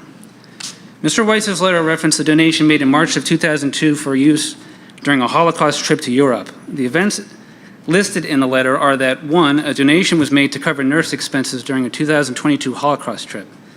The donation, $5,100, was presented in March 2022 board meeting as being from the Ed Foundation, with no other specifics made at that time. 2, the trip was later canceled, but a request was made by the school to keep the money for use during possible 2023 and 2024 trips. 3, Mr. Weiss then stated that after point 2, he immediately reached out to the original source of the funds, who happened to be Dr. Zwicky, about the new request to keep the money. Dr. Zwicky in turn offered to let the school keep the money, contingent on making public the source of the donation and announcing that the source, Dr. Zwicky, had offered to let the money remain instead of taking it back, a request which the Ed Foundation returned to the board with. To me, this action by the Ed Foundation now creates a quid pro quo, or a favor expected in return for something. The favor to keep this donation has now come with strings attached. Based on his own order of events, it would appear the request for public disclosure of Dr. Zwicky's name and allowances was made not as part of the original donation in March 2022 as he claims, but instead added recently as a new clause to keep the donation for alternative use. In the board meeting on March 28, 2022, when the original donation was confirmed, Mrs. Ouimet, I pronounced that correct. Thank you. Did I? Yes, you did. I've heard it a million times, but I'm not good with names. Mrs. Ouimet, covering the Finance Affairs Committee, stated that a donation was given by the Ed Foundation for $5,100 to go towards the trip. Later, in the same meeting, Dr. Zwicky, in his role as superintendent, recommended that all finance and operation actions on the agenda that night, which included this donation, be motioned and roll called as one total item as opposed to each being done individually, showing that no special conditions were needed or requested at that time. It should also be noted that Mr. Weiss was president of the Ed Foundation at the time and said nothing then. Another part of this newer contingent was also to mention that Dr. Zwicky was going to let the money remain, which would further prove that it could only have been stipulated after the trip was canceled, not during the original donation. It would appear that this demand was added due to its potential positive effect on Dr. Zwicky's recent image. If that is the case, I applaud the board and its members for not feeling beholden to what appears to be a quid pro quo shakedown, a hastily concocted and in the end petty attempt to use the gift of charity for damage control or PR to Dr. Zwicky's image. During a 2021 Board of Ed meeting, Dr. Zwicky announced that upon his review of the Ed Foundation's purpose and plans, he personally was pledging to donate $10,000 over the next 4 years, and he presented a check for $2,000 that night to the Ed Foundation. So if back then, both he and the Ed Foundation had no problem pontificating and publicly patting themselves on the back while gifting a donation, why was it so important for this current donation to be specifically mentioned publicly by the board, only the board, at a board meeting when there were plenty of other ways to publicly acknowledge a donation if desired? Further to that point, Mr. Weiss stated in his letter that he personally requested the $5,000 be returned due to the board being, quote, unwilling or unable to meet such a simple request. This, however, directly contradicts the opening remarks of his letter sent, in which he personally states that as president of the Ed Foundation, He is working hard to stay away from personality disagreements, political posturing, or any form of censorship to promote someone else's agenda. How can the Ed Foundation, moving forward, expect to solicit donations of money from local individuals and businesses when Mr. Weiss has now openly flaunted the fact that they are willing to take advantage of situations that may arise to toy with providing charity when it suits his needs? Mr. Weiss's letter also referenced lost donations, $150,000 worth for the scoreboard initiative. He attributes these losses to recent actions of the Board of Ed, such as lawsuits, legal fund appropriations, and claims of investigators, etc., but provides zero evidence for this theory. I believe a simple lack of transparency and/or clarity has caused confusion for much of the public currently looking to understand who or whom is at fault for this disaster of an initiative. For instance, back in the June 14th, 2021 board meeting, Dr. Zwicky reported that a number of donations had already been received by the Ed Foundation as of that date. Not pledged, not offered, not talked about. Received was the word he used. A year later, at the March 28th, 2022 board meeting, Dr. Zwicky reported having met with the Ed Foundation a few days prior, and he conveyed that Motion Kia at that time was still committed to the donation for the scoreboard. Then, unbeknownst to the public, but discovered in tenure charges filed, it is stated that 1 month later, on an April 27, 2022 phone call, Dr. Zwicky said that Kia Motors quote-unquote effed him and was no longer willing to sponsor the scoreboard with funding that would have covered most or all of the costs at that time, estimated to be around $367,000. Soon after, at the August 22, 2002 board meeting, Dr. Zwicky personally stated, quote, "A lot of the work that myself and members of the Ed Foundation have done has resulted in 5, 6 by the end of this week groups who are each going to make a $50,000 donation for a total of $300,000, which basically covers the cost. Apparently, they were able to amazingly recoup almost the same exact amount of money that was just lost from Motion Kia's pledge." Next, in a September 12, 2022 board meeting, Dr. Zwicky was asked for clarification from a member of the public about a $50,000 donation that was being possibly presented as a new donor source. At this point, Dr. Zwicky oddly responds by saying that he isn't speaking on behalf of the Ed Foundation, but says that the Ed Foundation is not prepared to announce who the donors are. When further pressed on the issue, Dr. Zwicky then concedes that in the end, it was actually just one of the original 6 donations mentioned and not a new donor source. I've just given you multiple instances where the Ed Foundation could have simply come to the table and provided basic updates, similar to updates regularly seen at every board meeting by PTO presidents, local town liaisons, various committee members. But for months, the Ed Foundation chose instead to make Dr. Zwicky its only visible point of contact, and now in turn suggests that board members are attacking him as a means to destroy his reputation. One key question at this time is, if those $300,000 in funds from 6 donors are still indeed there, is Mr. Weiss's now stated loss of $150,000 in his letter from this total still then leaving another $150,000 currently raised? Or is he referencing different sources and monies? $300,000 from 6 groups, but we can't say who. $150,000 we had never even heard about, now lost.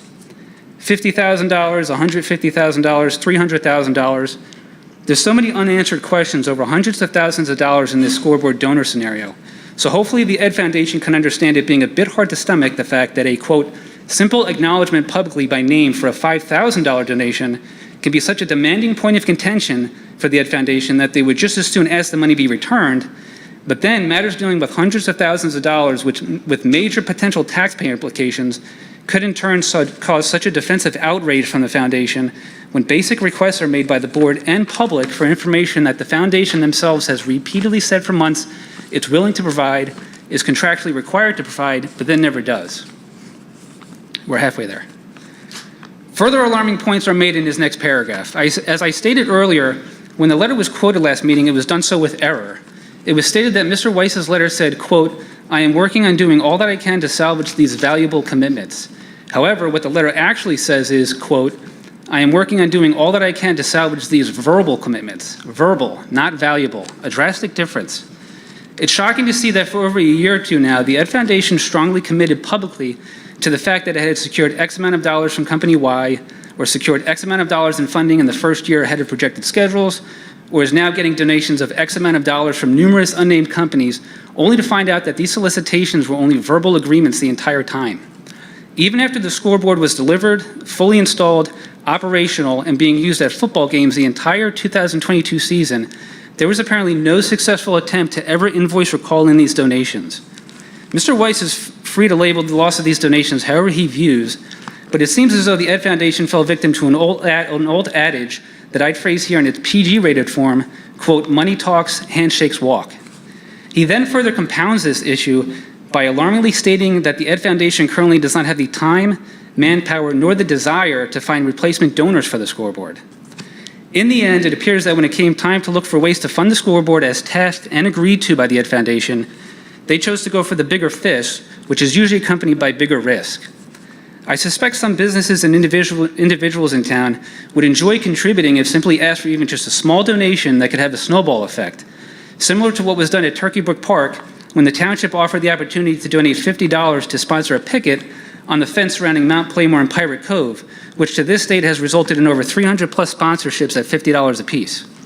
And that form of sponsorship or donation could eventually expand to charity from people outside of Mount Olive. I say this because the Ed Foundation has now shown that in at least 2 instances, they were willing to and fully accept the donations of money to the Ed Foundation given by Mr. Zwicky on behalf of himself and his family who live 4 to 5 towns away outside of Mount Olive. Finally, Mr. Weiss seems to allude quite often to unhappiness with the optics being cast over the Ed Foundation and appears to be offended that board members aren't doing what he deems their part to help curb that, or even goes so far to accuse the board and members of targeting the foundation or its donors. I would pose that the issue with optics stems from the Ed Foundation's total lack of presence to the public. Just recently, someone in the community started a small grassroots fundraising effort to pay off school lunch debt. It found a few speed bumps along the way, primarily in the form of the board asking for a pause on the effort due to issues with the school district's lunch account provider taking the form of donation raised. It's a shame that the Ed Foundation wasn't able to step up and offer its service, expertise, and classification as a 501c3 charity, along with its stated working relationship in the Mount Olive School District, to possibly be the bridge that could have successfully gotten that donation attempt through. Also, I recently searched Google using our neighboring town to show a comparison. I typed Hackettstown Education Foundation, and the very first search result that came up was a link to the Hackettstown Foundation for Education Excellence. The page immediately provides basic but impressive information. Established in 1992 to provide additional funds to the district, a 27-year history that has raised over $250,000 to benefit schools. It explains that they offer mini grants of $200 to $400, as well as maxi grants of $500 to $1,500. It explains different ways to contribute, such as regular monetary donations, payroll deduction donations, and community partner donation programs. They currently still have an advertisement up for their $5 holiday donations called Jingles that can be sent to a teacher, neighbor, community member, or business. It ends by inviting people to join them at their meetings on the first Monday of each month. A Google search for the Mount Olive Ed Foundation takes you to its page, where in 3 sentences they state raising funds to enhance student lives, mention that funds are earmarked, and then simply list the president, secretary, treasurer, and superintendent. No insight into history, how to be involved, or even how to contact them. No visual representation to the community it purports to benefit and support. Again, I ask that the board and its members reconsider and decline all future endeavors with the Ed Foundation until they prove willing to make themselves available for reasonable and requested diligence when asked, a process that shouldn't be offensive to any entity regardless of its purpose. I also ask that if the board has the capacity to, they make Mr. Weiss's letter available for the public to review so people can arrive at their own conclusions, as I don't look to have anyone simply accept my views or opinions stated tonight without knowing all the information available. Mr. Weiss stated in his email that he wanted the details of this letter addressed publicly. Hopefully I've helped him start that process. Thank you. Thank you.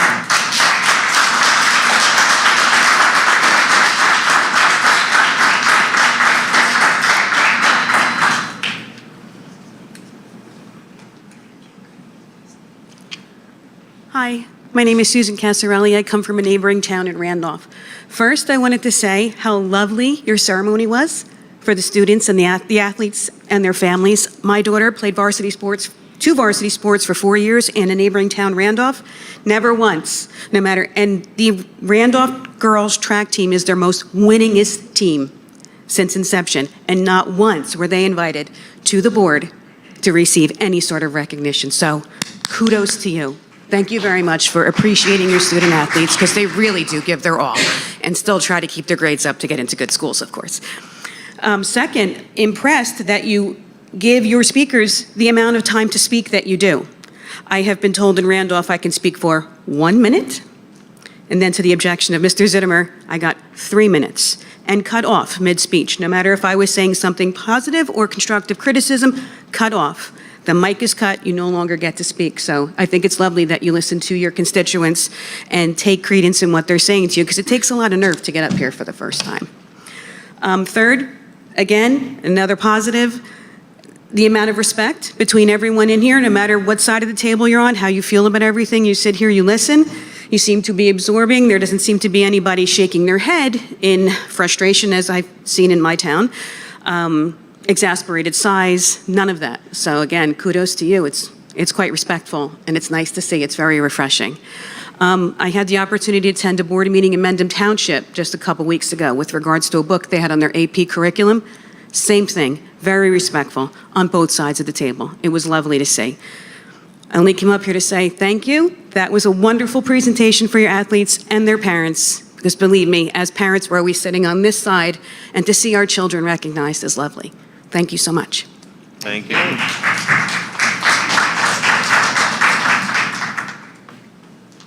Any other public comments? Okay, seeing none, we'll close the public comments and move to any old business from the board? Any new business? Okay, board comments. And we will start with Ms. Fenton. Thank you.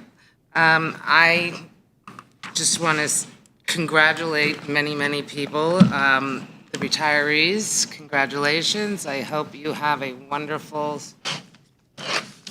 rest of your life. The music department, Mamma Mia was like amazing.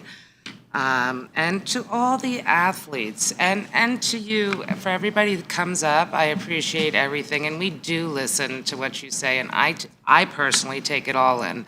And I just want to thank you for all these opportunities that I have had. That's it. Thank you very much. Mr. Zire? Yes, so I'm retiring from the board this year as well, after 3 long years of service. So I wanted to do most of my meetings. I just want to thank individuals that make our school great. And this meeting, I want to thank our students. Because as we saw with the athletes, and I saw Mamma Mia, probably the best play ever presented in this school. And I want to thank them for entertaining me and the community. I mean, there were smiles all over the place. We have individuals in our schools that are composing music that's being published. We have individuals in our school that are going to state championships. We have FBLA individuals going to nationals, DECAs and states. We have kids taking SATs, killing the scores. These kids, as a parent, as a coach, as a teacher, we can guide these kids as much as we want. Some will come in, some will come, some of it will sink in, some of it won't. But when it comes down to actually putting the rubber to the road, it's really the kids that are making these accomplishments. And I really want to thank them for making this a school district to be so proud of, that I am also an alumnus. So again, thank you to the students for doing everything that you all do and those great accomplishments. Thank you. Thank you very much. Mrs. Narcisse. Oh, hello. So I know the athletes aren't here, but I wanted to say thank you to them. And thank you to the parents that also put in a lot of time and miles, and the coaches that just lead the great kids to great places. But I also wanted to say I spent 3 nights this week at the Mamma Mia show. It was absolutely amazing. Thank you to everyone who came out and supported the students. I hope they entertained you, because I was thoroughly entertained. I completely cried. I have a senior. But I also wanted to say thank you to the staff that makes it possible and the crew. And we have students in all aspects that put that show together. And then, of course, the cast. It was absolutely amazing. I was blown away.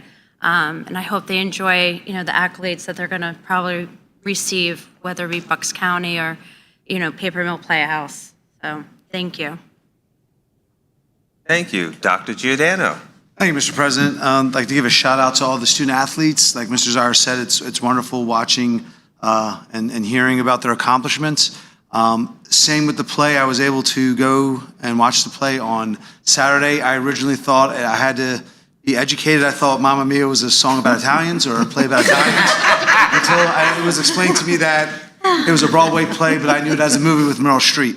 I think one of the most powerful messages I got from that play was the fortitude of a single mom raising her daughter. So shout out to all the single moms out there who are the moms and dads in their family. So that's all I have to say. Thank you very much. Mrs. Ouimet. I just wanted to do a shout out for Mrs. Melendez because she had viewed something in one of the emails we received from school boards, which was the 2023 Innovations in Special Education Awards.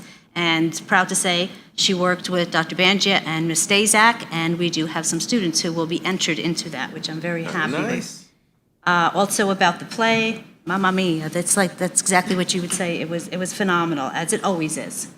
Thank you, Mr. Strelacci, for having a wonderful daughter. Thank you. Is she involved? She paid me. Oh, no, I said she paid me for that. Mr. Zaire, that was beautiful, what you said about athletes and students and any student that participates in anything. You always make us so proud when we hear all the accomplishments that you do. It's beautiful, and so proud to be a part of Mount Olive and having students like that all the time. I also want to say Lieutenant Colonel Dickinson from our ROTC will be resigning. Science fair, that was great. I couldn't go to the individuals, but I did go to the district one. Mr. Robinson, he's over there somewhere. There you go, Matt. Nice job with everything that you did with Mr. Jensen. I always want to say thanks to our parent volunteers, and that includes Mrs. Kovac. You always have such great things to say and you're so enthusiastic, and I hear that they're not allowing you to leave to join school. But anyway, that's just a rumor I had heard because of the great work that you do there. Again, thanks to the Mount Olive community who continues to support the district, the administration, the faculty, and all staff. That's everybody. I can't go into everything that's there. Coach Smythe for what he had done. The bowling team, that was great. Great to see that. Congrats to all our teachers and support staff of the year. Just thank you for being allowed to just have these comments at the end. Like I said, it'll be 14 years to me this April on the board, and I'm very happy to say I'm here and very proud to be a board member, no matter what you may hear. And sir, you were beautiful in your words of what you had said. You did a very thorough investigation. You looked up. That was very impressive. And I want to say thank you for what you did. I don't think I could have done that great of just, you had dates, you had information, you had data from all the meetings. Nice job. Thank you. Thank you. Thank you very much. Mr. Strelacci. Yeah, I'm kind of obliged to say something about Mamma Mia, too. I'm not sure who the director is, but whoever it is, she did a great job. What we see the play up there, we see these kids, and they're just terrific, but what we don't realize, and I've talked to my daughter about this, and this is what she had told me. He says, Dad, whether it's the crew or whether it's the actors, I see a tremendous change in them from their freshman to their senior year. They come out of their shell. It's a good outlet for them. And whether it doesn't make any difference if they're a performer or in the crew. They enjoy it. They have social interaction with kids. And it's such a social upbringing for them, besides the fact that they are involved in creating something. And I think that's the best thing we can do for kids. Not judge them by how well they did, but how well we are treating them and how well they are getting along. So I really give my daughter credit for that. So pardon my moment of proudness. Thank you very much. Mrs. Aquino. What can I say after everybody stole my thunder all the time? I'm always last for some reason. I don't know why. Welcome to the vice president. Same with everybody that all my fellow board members have taken the words out of my mouth. So thank you to our athletes, all of our students, our coaches, our teachers. We have a really great district here, and we have a lot of great events that we all go to as board members, maybe not collectively, maybe some here, some there, but we do get out there, we do see our students and support them, and our teachers and faculty members, and we've had a really great week this week with so many things going on that we've all been out and have seen most of them. So really, thank you for everyone that's contributed to this community because it's a good one. Thank you. Oh, thank you very much. And so I will round us out with, Mamma Mia was just fantastic. You get the Broadway experience for what, Totally. $15? 60. 16? 60. Oh, they ripped you off for $1? They did. I had to pay extra. Well, I was also dancing a lot. I mean, Dancing Queen and 2 seltzers, I'll be out there every time. Absolutely phenomenal show. They truly raised the bar with this year's show. And I would be remiss if I didn't say a fond farewell to our Lieutenant Colonel, who has just done an amazing job with our ROTC. Best wishes to him on his next adventure. He will be missed. And I know that my fellow board member, Mrs. Aquino, talked about a lot of the events that we went to. Speaking of the ROTC, they had a breakfast last week, Sunday. I know you attended along with Mrs. Melendez. I came after you. I saw the photos. I got one too. And it was very nice. I got there late, and the ROTC, they were so gracious. They said, here, we can give you a to-go plate. And I took it, and it was fantastic. What a wonderful bunch of kids.